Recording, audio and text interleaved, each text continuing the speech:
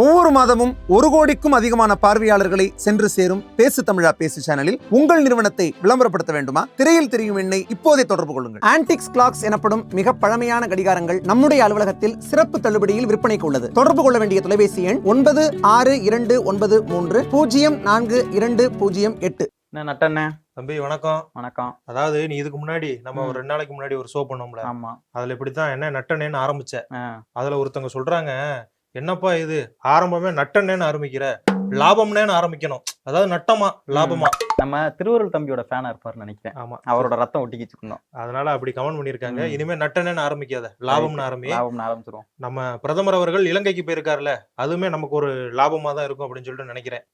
அதாவது அவருக்கு ஒரு விருது கொடுத்திருக்காங்கப்பா. டிஆர் மாதிரியே பேசுறீனே, ரைமிங் இல்ல, அங்க அவருக்கு ஒரு விருது கொடுத்திருக்காங்க, மித்ர விபூஷணா அப்படிங்கிற ஒரு விருது கொடுத்திருக்காங்க. அது எதுக்குன்னா, சோ கொரோனா காலகட்டம் இருக்குல்ல, அந்த டயத்திலும் சரி, அது மட்டும் இல்லாம அந்த நாடு வந்து ஒரு என்ன சொல்றது, ரொம்ப பொருளாதார வீழ்ச்சியை சந்திச்சதுல, அந்த காலகட்டத்திலேயே நம்ம இந்தியா தான் உங்களுக்கு உதவி இருக்காங்க. சோ அதனால கொழும்பு நகர்ல வச்சு அவருக்கு அந்த விருதை கொடுத்திருக்காங்கப்பா. இது அவருக்கு மட்டும் கிடைத்த பெருமை கிடையாது, ஒட்டுமொத்த இந்தியாவுக்குமே கிடைத்த பெருமை. இது மட்டும் கிடையாது, நாங்க 2 பேரும் மோடி அவர்கள் வந்து தாய்லாந்துல போய் யூனுஸ் அவர்களை சந்திச்சதை பத்தியும், ஏகேடி, அவர் பேரு ஏகேடின்னு சொல்றாங்க, பெரிய பேரு, அது நமக்கு வாயில் நுழைய மாட்டேங்குது. சோ அவரையுமே சந்திச்சதை பத்தி ஒரு வீடியோ போட்டிருக்கோம். சோ அந்த வீடியோவும் நீங்க பார்த்து ஆதரவு கொடுங்க. அதனுடைய லிங்கையுமே நாங்க டிஸ்கிரிப்ஷன்ல கொடுக்குறோம், கண்டிப்பா கொடுத்துருவோம், கீழே இருக்கும், போய் பார்த்து உங்களுடைய ஆதரவு கொடுங்க. பரவாயில்லண்ணே, உங்க கட்சியில இருந்துட்டு பிரதமர் மோடி எல்லாம் அப்புறமே பேசுறீங்க. என்னப்பா, இந்திய நாட்டுல என்ன நடக்குது, வெளிநாட்டுல என்ன நடக்குது, எல்லாமே எனக்கு தெரியுங்கிறத பதிவு செய்யறேன். பிரதமரை நான் பெருமையெல்லாம் பேசல. அவர் பிரதமர் அப்படிங்கறதுனால இந்த விருதுகள்லாம் கொடுக்குறாங்க. அவருக்கு நிறைய இஸ்லாமிய நாடுகளுமே விருது கொடுத்திருக்காங்க. அதையுமே நான் இங்க வந்து பதிவு செஞ்சுக்கிற விரும்புறேன். சரி, ஒரு முக்கியமான விஷயம் கேள்விப்பட்டியா? இவர் இருக்காருல்ல, ஒரு 2 நாளைக்கு முன்னாடி சைதை துரைசாமி அவர்கள் என்ன சொன்னாரு? ஒன்றுபட்டால் உண்டு வாழ்வு அப்படிங்கிற மாதிரி சொன்னாரு. இன்னைக்கு அவரை கேபி முனுசாமி வந்து பயங்கரமா திட்டிருக்காரு. என்ன சொல்றாருன்னா, இவருக்கு வந்து பல்வேறு கட்சிக்காரங்க கூட சேர்ந்துக்கிட்டு இவர் வந்து இப்படி பேசிக்கிட்டு இருக்காரு, அவர் வந்து அரசியல்ல தனிமைப்படுத்தப்பட்டவர் அப்படிங்கிற மாதிரி எல்லாம் சொல்லியிருக்காருப்பா. தேவையில்லாமல் இந்த கழகத்தில் ஏதாவது ஒரு குழப்பத்தை ஏற்படுத்த வேண்டும் என்பதற்காக சந்தர்ப்பவாதிகள், ஏற்கனவே சொன்னேன் அல்லவா, ஒருவரை குன்னரிலே இது போன்றவர்கள் சில கருத்துக்களை சொல்லி இன்னும் ஊதி பெரிதாக்கி கொண்டிருக்கிறார். அவர் தன்னுடைய கடமையை சரியாக செய்து கொண்டிருக்கிறார். நீங்கள் சொன்னீர்கள் டெல்லிக்கு சென்றார், டெல்லிக்கு சென்றார் இல்லை என்று சொல்லவில்லையே, சென்றார், நிதியமைச்சரை பார்த்தார், வந்தார், அவ்வளவுதான், வேறொன்றும் இல்லை. இவர்களை, இது போன்றவர்களை போல்தான் தேவையில்லாமல் இதற்கு காது மூக்கு வைத்து கழகத்திலே குழப்பத்தை ஏற்படுத்தலாம் என்று முயற்சி செய்கிறார்கள். அதனுடைய கோபத்தில் தான் சைதை துரைசாமி போன்றவர்கள் சொல்லுகின்ற கருத்திற்கு தொண்டர்கள் வேகப்படுகிறார்கள். எனக்கு என்னமோ இவங்க எல்லாரும் சேர்ந்தே அந்த கட்சியை பேசியே முடிச்சிருவாங்கன்னு தோணுது. ஏன்னா இப்படியே ஒவ்வொரு ஆளா நீங்க வேணாம் நீ வேணாம் எல்லாரும் வேணாம், நாங்க மட்டுமே கட்சியை நடத்திக்கிறோம்னா யார் நடத்துவா? அதாவது இவங்க இருந்தாங்கல்ல, ஜெயலலிதா அவர்கள் இருந்த போது கேபி முனுசாமி அவர்களே ஓரம் கட்டப்பட்டார் அப்படின்னு சொல்லப்படுது. சோ அப்ப வந்து அவங்களுடைய செல்ல பிள்ளையா இருந்தவர் சைதை துரைசாமி அவர்கள். அவரு கொஞ்சம் பர்சனல் ப்ராப்ளம் காரணமாக அரசியலை விட்டு ஒதுங்கி இருந்தாரு. அதாவது தர்ம யுத்தம் நடந்துச்சுல, அப்ப இவங்க 2 பேரும், அதாவது ஓபிஎஸ் அணியும் இபிஎஸ் அணியும் சேர்றதுக்கு காரணமா இருந்தவரே சைதை துரைசாமி தான். சோ அப்படிப்பட்டவர் மீண்டும் ஒரு முயற்சி எடுக்கிறாரு. உங்க கட்சி நல்லா இருக்கும்னு நினைக்காம அவரை வந்து அப்படி சொன்னீங்கன்னா என்ன விஷயம்? அது மட்டும் இல்ல, அவர் வந்து கொஞ்சம் எம்ஜிஆர் காலத்துல இருந்தே அதிமுக பயணிக்கிறவரு. 2வது அம்மா அவர்களால வந்து மேயரா உட்கார வச்சு அழகு பார்த்தவங்க. அப்படிப்பட்டவரையே உங்க ஒதுக்குறாங்கன்னா கட்சி எப்படி போகும் பாத்துக்கோங்க. எம்எல்ஏவா இருந்திருக்காரு, மேயரா இருந்திருக்காரு, நிறைய முக்கியமான பொறுப்புகள் இருந்திருக்காரு. கட்சி மீது விசுவாசம் உள்ள ஒரு நபர். என்னதான் எங்களுக்கு எதிர்கட்சியா இருந்தாலும் அவரை வந்து எனக்கு ரொம்ப பிடிக்கும். ஆனா அவரே வந்து இப்படி இதா பேசுறாங்க.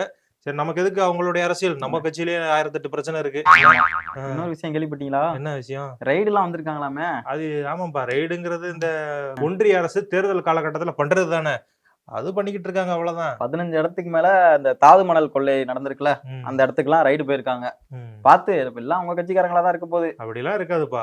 நீங்க தான் சொன்னீங்களே, ஆட்சிக்கு வந்து அடுத்த 5 நிமிஷத்திலே மணல் லோடுன்னு உங்க அமைச்சர் தானே சொன்னாரு. இயற்கையையும் சுற்றுச்சூழலையும் பாதுகாப்புதான் எங்க ஆட்சியினுடைய ஒரே நோக்கம்.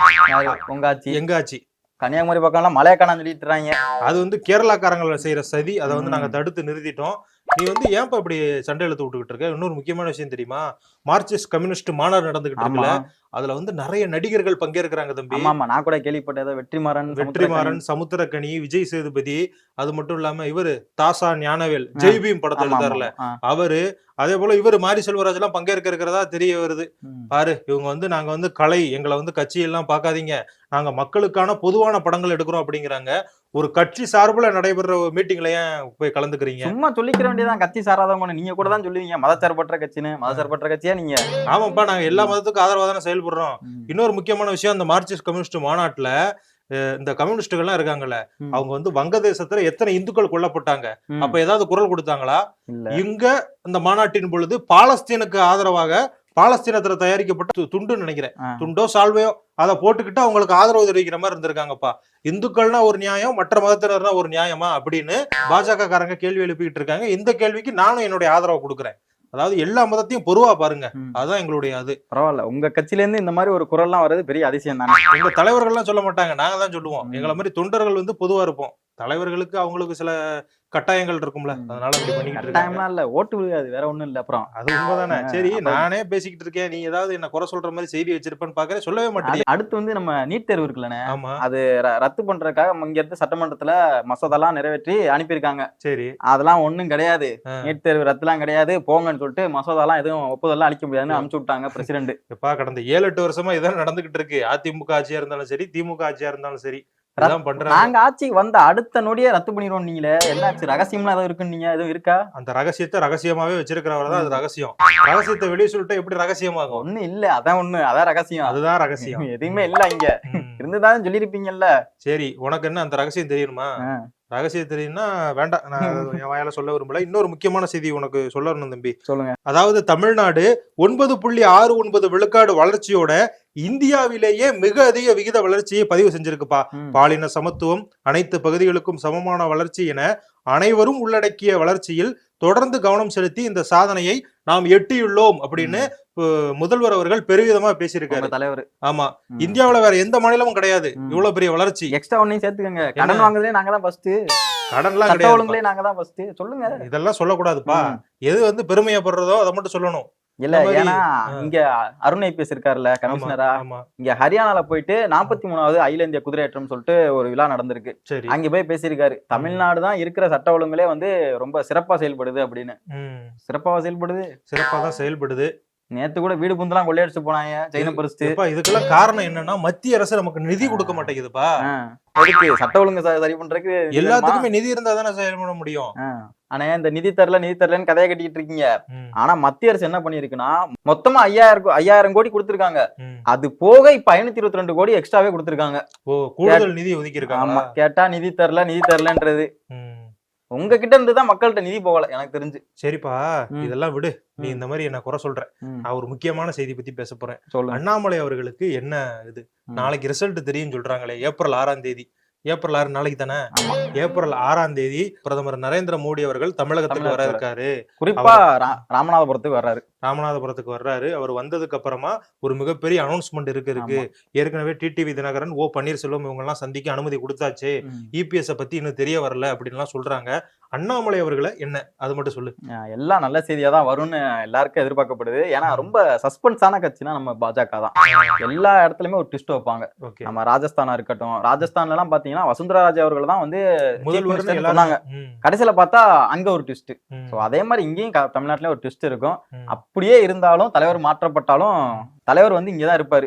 டெல்லிக்கு போற ஐடியா எல்லாம் இல்ல, இங்க உங்களை ஒழிக்காம போக மாட்டேன்ட்டாரு. இல்லப்பா, நாங்க கூட இந்த மாதிரி கேள்விப்பட்டோம், இந்த மாதிரி அவரை மாத்திட்டாரு அப்படின்னா அவரு தமிழ்நாட்டுல இனிமே அவருடைய தொல்லை இருக்காது, எங்களை குறி வச்சு அந்த ஊழல் இந்த ஊழல் சொல்ல மாட்டாருன்னு நினைச்சுக்கிட்டு இருந்தோம். பார்த்தா நான் இங்கதான் இருப்பேன், டெல்லிக்கு போனாலும் வந்துடலாம் அப்படிங்கிற மாதிரி சொன்னாரு. அவர் போயிட்டு நல்லா சம்பாதிக்கலாம் நினைச்சிட்டீங்க. என்னத்த சம்பாதிக்கலாம், எந்த தலைவர் இருந்தாலும் உங்களை கேள்வி கேட்பாங்க. அதாவது அவர் சொன்னதும் எங்களுக்கு ஒரு நியாயமா தான் படுது. நான் என்ன இங்க இருந்து போயிட்டேன்னா நீங்க என்ன மறந்துடுவீங்களா அப்படின்னு கேக்குறாரு. மறந்துற மாதிரியா சம்பவம் பண்ணி வச்சிருக்காரு. அதனால எப்பவுமே மறக்க முடியாதுப்பா. தலைவர்னா ஃபயர்ல. சரி, நேத்து நீ சொன்ன மாதிரியே எல்எஸ்ஜி ஜெயிச்சிருச்சு, மும்பை இந்தியன்ஸ் தோத்துருச்சு. நிறைய சர்ச்சைகள் உண்டாச்சு பாத்தியா தம்பி. அதாவது ரிட்டையர்ட் அவுட் ஆக்குனது திலக் வர்மா அவர்களை, அது வந்து நியாயம் இல்லையா அப்படின்ட்டு சமூக வலைதளங்கள்ல நிறைய பேர் கேள்வி எழுப்பிக்கிட்டு இருக்காங்க. மஹிளா ஜெயவர்தனா என்ன சொல்லியிருக்காரு அப்படின்னா, இது வந்து ஒரு சமயோஜித புத்தி, அவரை வந்து நாங்க அப்படி பண்ணியிருக்க கூடாது, பல்டான்ஸ் வரலாற்றிலேயே முதல் முறையாக ரிட்டையர்ட் அவுட் ஆனவர் அப்படிங்கிற ஒரு இதை வந்து திலக்குறமப்பட்டிருக்காரு. இது நிறைய பேர் வந்து இதற்கு எதிர்ப்பாகவும் சொல்றாங்க, ஆதரவா சொல்றாங்க. அதே மாதிரி ரோஹித் சர்மா நேற்று இல்ல, அவர் காயம் காரணம் விளையாடலன்னு சொல்லப்படுது. நிறைய பேர் என்ன சொல்றாங்கன்னா, இல்ல அவருக்கு காயமே கிடையாது, இவங்க வந்து அவரை தூக்கி போட்டுட்டாங்க அப்படிங்கிற மாதிரி சொல்றாங்க. இன்னைக்கு மகேந்திர சிங் தோனி அவர்கள் பல நாட்கள் கழித்து கேப்டனா வராரு. ரெண்டாவது தொடர் தோல்வி, அதாவது ஹாட்ரிக் தோல்வி எல்லாம் முறியடிக்குமா அப்படிலாம் கேள்வி வந்துருச்சு. சிஎஸ்கே ஒரு காலத்துல பெரிய டீம், ஆனா இப்போ பாத்தீங்கன்னா அவங்களுக்கே இந்த மாதிரி கேள்வி எல்லாம் வருது, ஹாட்ரிக் தோல்வி எல்லாம் முறியடிக்குமா அப்படின்னு. சோ இன்னைக்கு வந்து 2 மேட்ச் நடக்க போகுது இல்ல, அந்த 2 மேட்ச்லயும் யாரு ஜெயிக்க போறாங்க அப்படிங்கறத கமெண்ட்ல சொல்லுங்க. நாளைக்கு பாப்போம்ண்ணே. பேசு தமிழா பேசுவினுடைய மக்கள் ஃபவுண்டேஷன் மூலமா நம்ம ஒரு மிகப்பெரிய ஒரு பசு சரணாலயம் அமைப்பதற்கான முயற்சியில் ஈடுபட்டிருக்கோம். இந்த பசுக்கள் சரணாலயத்திற்கு என்னுடைய கான்ட்ரிபியூஷனா நான் ஏதாவது கொடுக்கணுங்கிற எண்ண ஓட்டத்தின் அடிப்படையில் கிட்டத்தட்ட 10 ஆண்டுகளுக்கு மேல நான் கலெக்ட் பண்ண கலை பொருட்கள் அனைத்தையும் விற்று அதன் மூலமாக திரட்டப்படக்கூடிய தொகை என்னவோ அதை இந்த மக்கள் ஃபவுண்டேஷனுக்கு, இந்த பசு சரணாலயம் திட்டத்திற்கு என்னுடைய கான்ட்ரிபியூஷனா கொடுக்க போறேன். இந்த பொருட்கள் அனைத்துமே நம்முடைய பேசு தமிழா பேச அலுவலகத்தில் விற்பனைக்கு இருக்குது. கீழே இருக்கக்கூடிய இந்த கான்டாக்ட் நம்பருக்கு நீங்க கால் பண்ணி இது பற்றின மேலதிக விவரங்களை நீங்க தெரிஞ்சுக்கலாம். அது மட்டும் இல்லாம மக்கள் ஃபவுண்டேஷனுடைய அக்கௌண்ட் நம்பரை இந்த வீடியோடைய டிஸ்கிரிப்ஷன்ல கொடுத்திருக்கோம். நீங்க நேரடியா அந்த அக்கௌண்ட் நம்பர் மூலமாவும் உங்களுடைய கான்ட்ரிபியூஷன்ஸை கொடுக்கலாம். பேசு தமிழா பேசு ஒரு சேனல் கிடையாது, அது ஒரு இயக்கம்னு நான் உறுதியா நம்புறேன். உங்களுடைய குரலை தான் நாங்க ஒவ்வொரு வீடியோலையும் பேசுறோம், உங்களுடைய மனசாட்சியை தான் நாங்க பிரதிபலிக்கிறோங்கிற ஒரு எண்ணம் எங்களுக்கு இருக்குது. அதே எண்ணம் உங்களுக்கு இருந்ததுன்னா தொடர்ந்து பேசு தமிழா பேசுவனுடைய முயற்சிகளுக்கு நீங்க கொடுக்கக்கூடிய ஆதரவை இந்த பசுக்கள் சரணாலயம் திட்டத்திற்கும் கொடுக்கணும்னு சொல்லி ரொம்ப தாழ்மையோடு கேட்டுக்கிறேன். உங்களுடைய அன்பாலையும் ஆதரவாலையும் தான் பேசு தமிழா பேசி இயங்கிட்டு இருக்கு. அதற்கு என்றென்றைக்கும் நன்றி. நிறைய பேர் வந்து சாருடைய மறைவுக்கு காரணம் என்ன அப்படின்றத ரொம்ப வருத்தத்தோட வந்து எங்ககிட்ட கேட்டுட்டு இருந்தாங்க சார். நீங்க அதை சொன்னீங்கன்னா கொஞ்சம் மக்களுக்கு ஆறுதலாக இருக்கும் சார். அவருடைய இடைவிடாத உழைப்பு, மக்களுக்காக சேவை செய்யணும் அப்படிங்கிற ஒரே எண்ணத்துல வந்து அவர் இரவு பகல் பாராம இந்த மாதிரி ஆன்மீகம் மற்றும் ஜோதிடம் சார்ந்த இன்னும் பல வீடியோக்கள் பார்க்கணுமா? மறக்காம திருவருள் டிவிக்கு சப்ஸ்கிரைப் பண்ணுங்க. திருவருள் டிவியுடைய சேனல் லிங்க் இந்த வீடியோடைய டிஸ்கிரிப்ஷன்ல இருக்கு.